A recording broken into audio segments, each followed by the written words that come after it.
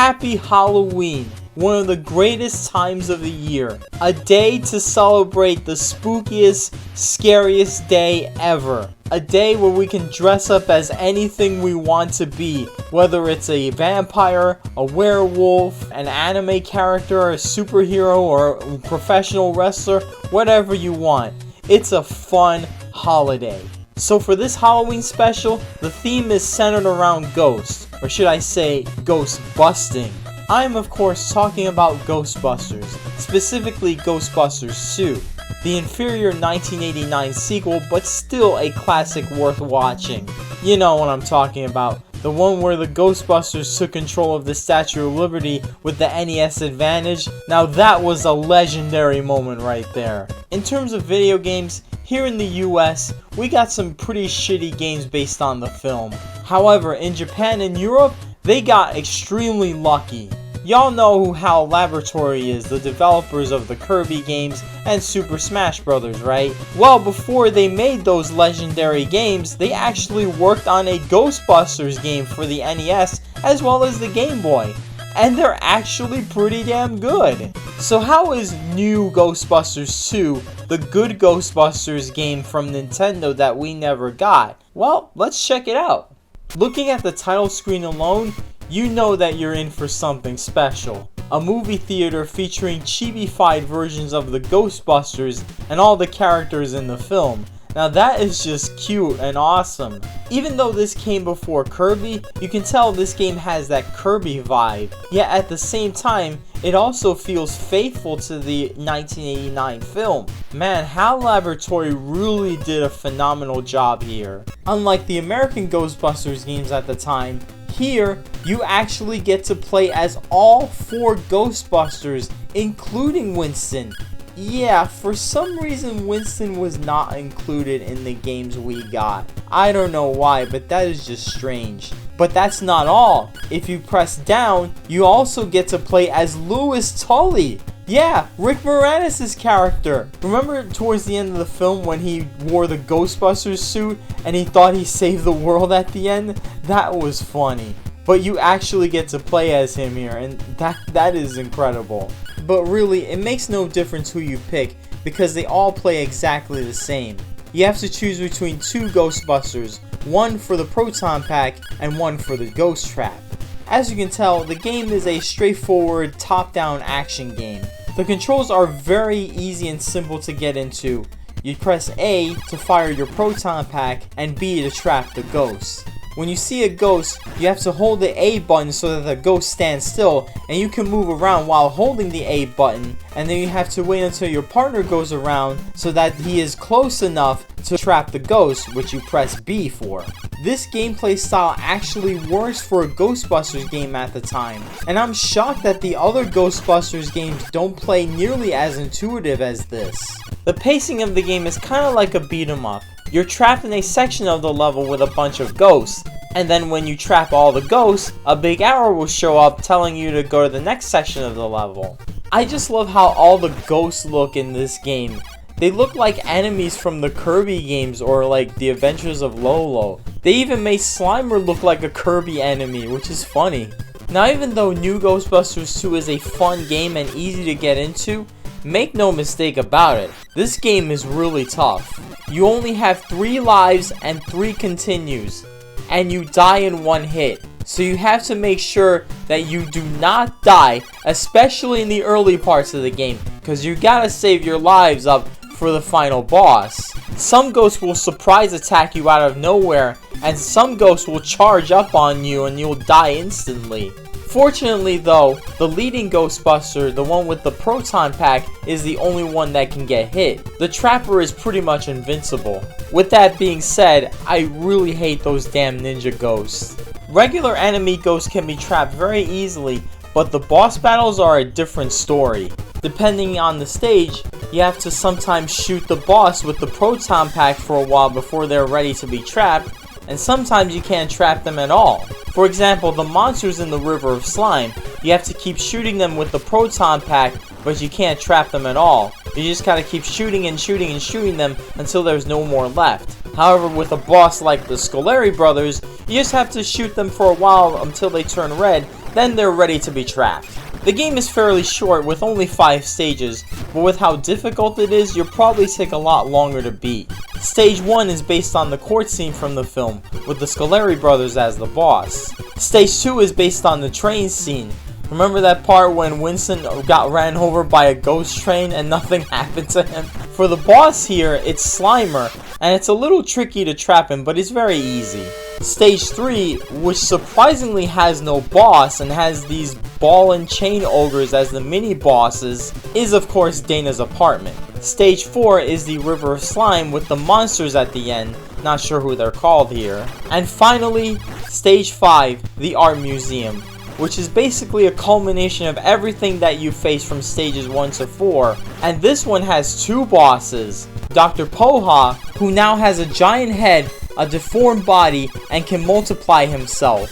And of course, it ends with Vigo. Vigo is surprisingly the easiest boss to beat. All you have to do is stand in the middle and then move to the side when he attacks. Also, for some reason, Vigo's face here kind of looks like some sort of lizard or chameleon.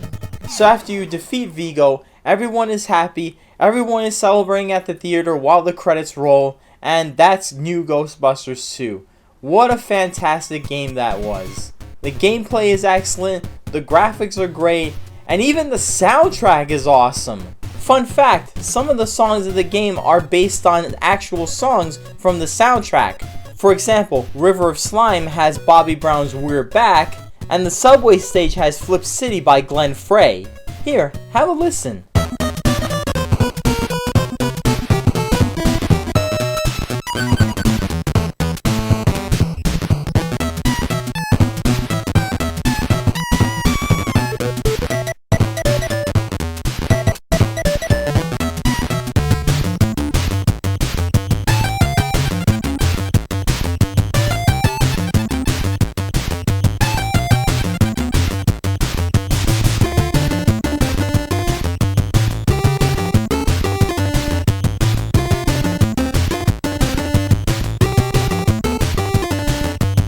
All in all, HAL Laboratory did an amazing job with new Ghostbusters 2, and it's easily one of the best Ghostbusters games ever made. Around the same time, HAL Laboratory developed a Game Boy version simply titled Ghostbusters 2, and unlike new Ghostbusters 2 on the NES, this one actually got a North American release published by Activision.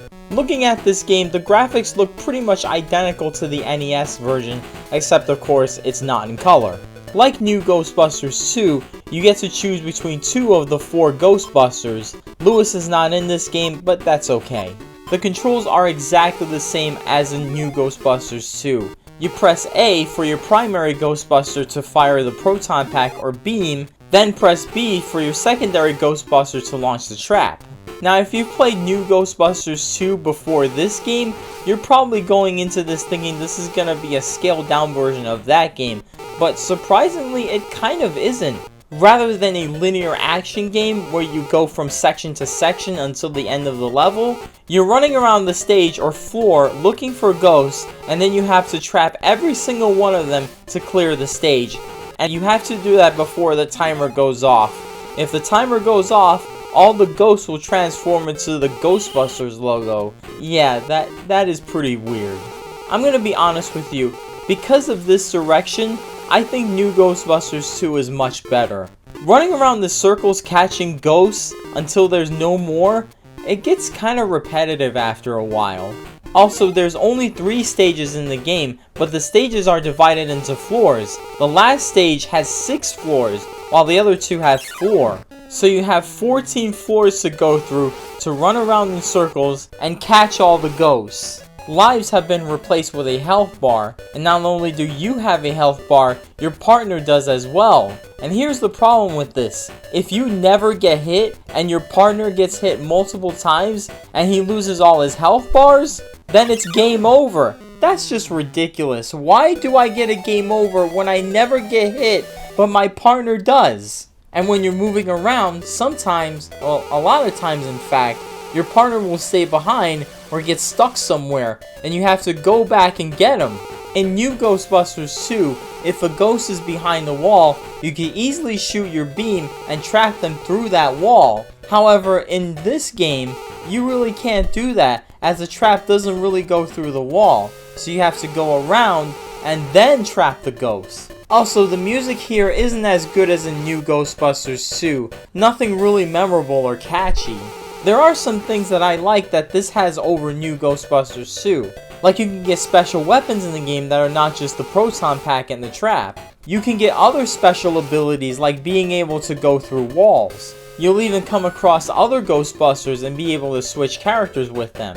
And sometimes you might find a random NPC who will give you a health boost. I also like the boss battles as well. Stage 1 has the Solari brothers, just like in New Ghostbusters 2. But Stage 2 has the invisible train as the boss. The very same train that ran over Winston. Now that is just awesome.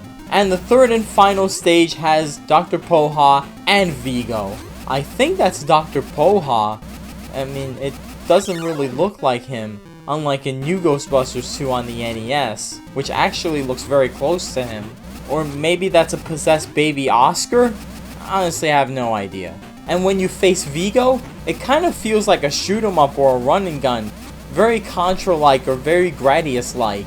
So after you defeat Vigo, Peter and Dana are reunited, the Statue of Liberty comes out, the gang's all here, and everyone's celebrating. The end. That is Ghostbusters 2 for the Game Boy. All in all, Ghostbusters 2 for the Game Boy is a flawed but pretty good game. But of course, between the two, New Ghostbusters 2 on the NES is the clear winner.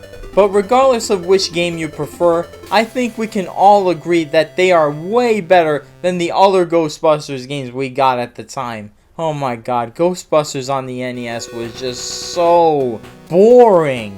And Ghostbusters 2 on the NES, the one us North Americans got, wasn't any better. So that's my video on the two Ghostbusters games from HAL Laboratory, developers of the Kirby games.